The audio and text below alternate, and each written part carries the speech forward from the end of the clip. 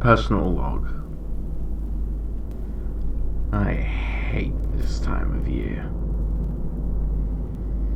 You'd think with all the horrific acts we do, the monsters we house, that would make any rational mind question the mere existence of God, at least one of them, there wouldn't be so much bloody cheer in the air.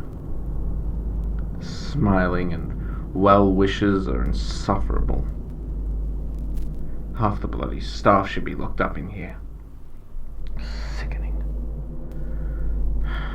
Luckily, they're either all on holiday or asleep. Only me and my good friend Jack to keep me company. Jack understands. We like Jack.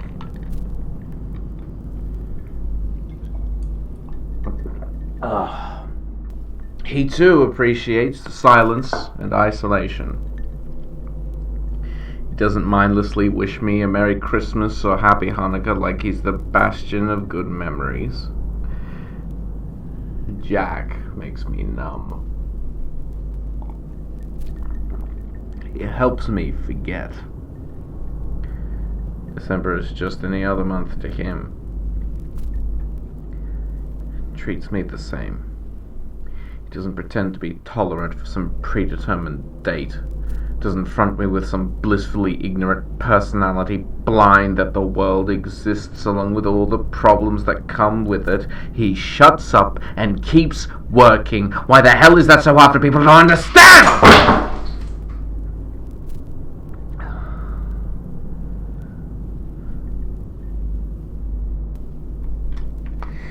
It doesn't bother me.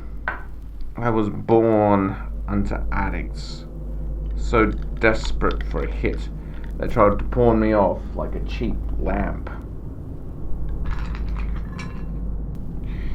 Being taken in by a pair of loveless chauvinists who couldn't care as much about my mental health as the stipends that funded their lavish lifestyles. Leaving the rest of the children to hurt me from the inside out. No. Those memories don't bring me pain. They don't bring me pleasure, but at least I knew I could escape from them.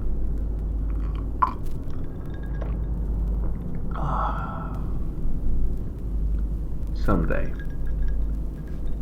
I'd move away, somewhere they could never find me, and none of it would matter. No more systematic abuse from a family of egomaniacs. No more religious summer camps where the volunteers inadvertently numbed me to pain. Copulation was never an interest of mine. I don't hate it because of what they did, but I won't thank them for the nightmares either. So, when I could leave, I did. Cut off my old life, never looked back. Every time one of these BS holidays rolled round, I just shut off the world as best I could. Except one year, when I was invited to a party off campus. I was studying law, wanted to major in the international sector, back when I still thought I could make a difference. A few people from my class said I should come along and have some fun, since I always seemed so angry all the time. I wasn't angry, I was focused, but I figured why not? Semester was over. Might be a good distraction from my hollow personal life, living from paycheck to paycheck. So I went, and it started out well. Then I felt the alcohol hit me. Except it was more than that. But before I could do anything, I was already slipping out of consciousness. When I woke up, I was in an alleyway, robbed blind, and far from home. They even took my shoes.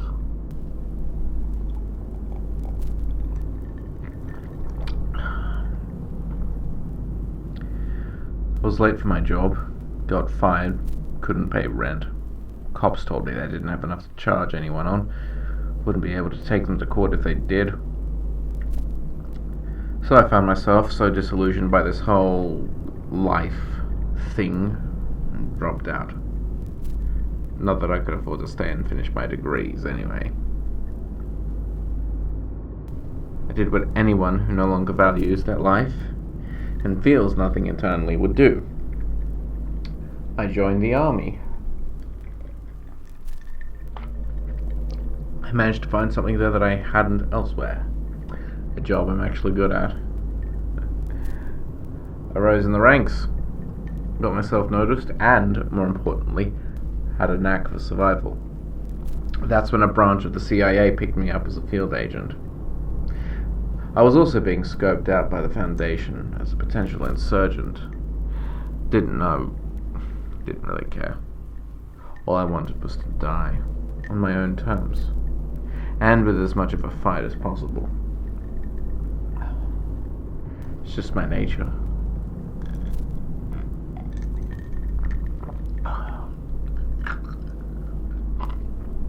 Somehow I made friends during this time.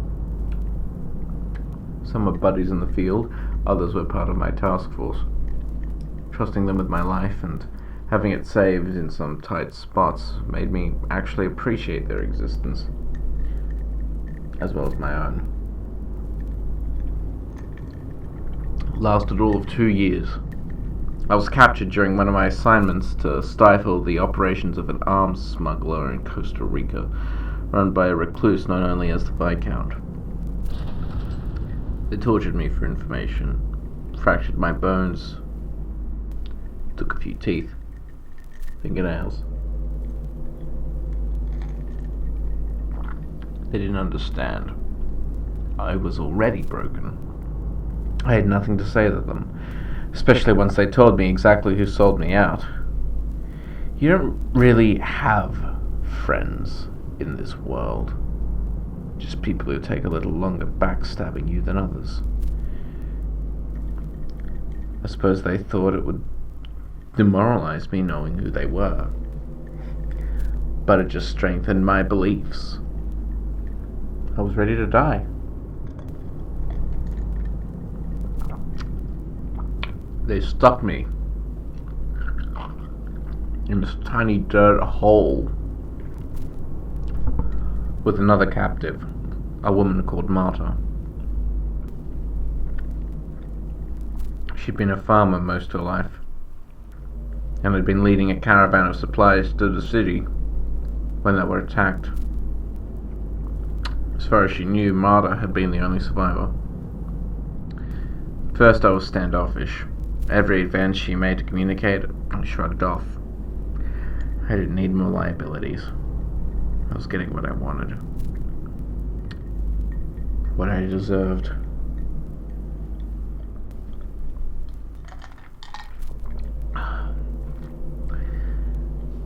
After a bout of electroshock torture, I very nearly did die. The light took over my vision, and my body felt cold. Should have made me afraid, but in all honesty, I was ready. Didn't expect to wake up back in the hole, being nursed back to health by the one person I'd shunned for trying to make a connection. As I lay there in her lap, the warmth returning to me, my vision clearing, I actually felt a calmness wash over me. For the first time, someone was caring for me. It was my only exposure to a selfless act, and I was humbled by it. Marta and I exchanged our stories, and talked about what we'd do if we had ever make it back home. I didn't contribute much to that part of the conversation, but Marta had a brother she'd long hoped to reunite with on the other side. It made me smile hearing how passionate she was to see him again. But there was another reason why she wanted to get out of South America. Marta needed treatment for a condition that creates blood clots in the body. Get one in the wrong place and you suffer a slow and painful death. get one in an even worse place, and it's quick and painful instead. The meds were becoming more and more difficult to come by, and she'd spent weeks without a dosage. We hatched a rudimentary escape plan with low level of success. We didn't think we'd make it to the outside of the camp, but at least we'd die trying. However, as it turns out, we were wrong. A rival leader decided to put an end to the Viscount's business and attacked his hideout. We managed to escape in the chaos and begin our journey north. Dense jungle all around. We trudged onwards, trying to imagine what it would be like once we finally crossed the border checkpoint. I tried to use my connections to ensure Marta get in. She did save a US Secret Service agent, after all. Most people would get medals, especially civvies like her. She deserved a hero's welcome.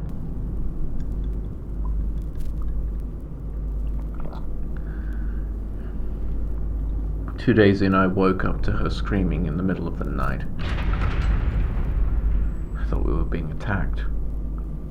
But when I saw her, I knew she was dead. Her leg had swollen around the thigh and was burning red. She gripped her calf with both hands and rocked back and forth. The clot had already begun its work. Marta needed access to blood thinners as soon as possible, but the nearest safe settlement was at least another 4 days' walk from here. She urged me to leave her behind.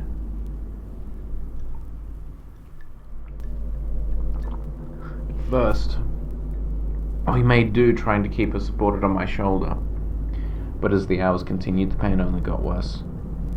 Even bending her foot sent spikes of pain through her body. I carried her through the jungle as best I could, taking my time over rough terrain. I couldn't afford to drop out. I ignored my own exhaustion, trudging onwards. At first I tried to assuage Marta's cries and moans, but I ran out of words of encouragement, saving my energy for reaching safety. Maybe if I blocked out the agony and hopelessness, I would break through the next tree line, mount that next ridge, and I'd see civilization just a little further beyond. But then I caught sight of her leg, now a dark, venomous purple. Marta had gone quiet, and I hadn't even noticed. I collapsed with her in my arms and pleaded with her to not give up. Maybe it wasn't with her. Maybe it was with the illness, or whatever force was stealing her from this world. She couldn't speak, choking on her own gasps. It was the most pitiful sight I'd ever seen. Of all the people it could have happened to, why couldn't it be the enemy?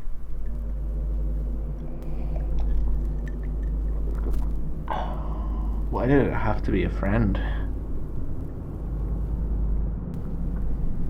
I gave her a hug. It was all I knew to do. Felt her breathing slow, her heart fade, and then nothing.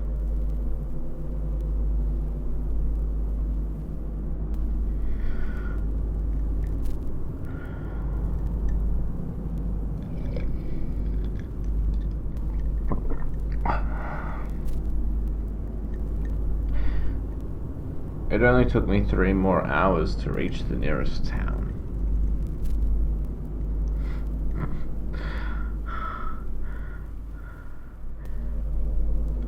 I felt a pang of self-loathing with every step I took from then on towards the US. I bunked with thieves, the homeless, refugees. and finally arrived at the border. Half my fractures had healed, and I had half a dozen infections across my body. I also found out that the moment I broke through those trees over a week before, having just left Marta's body behind in the underbrush, had been Christmas Eve.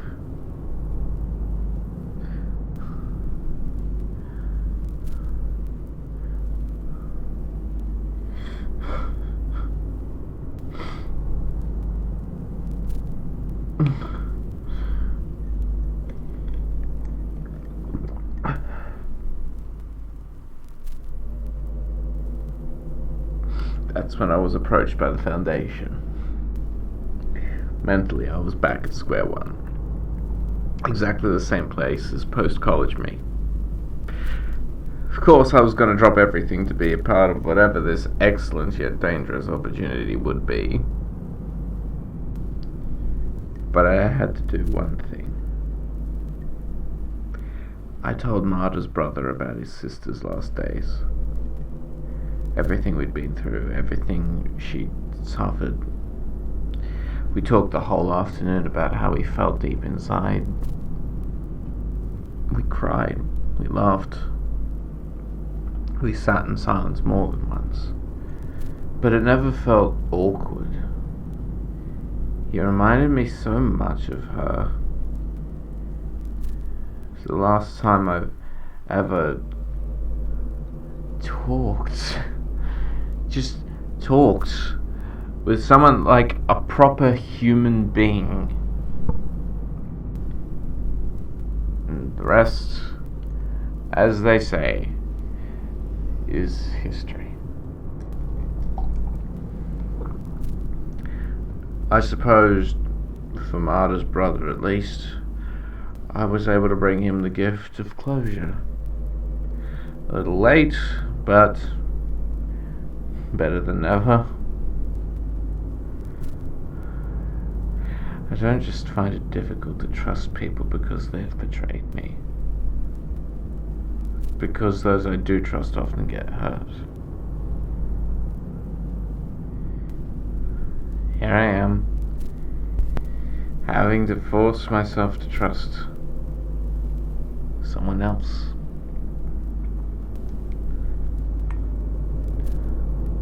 Marta, here's to you. Happy holidays.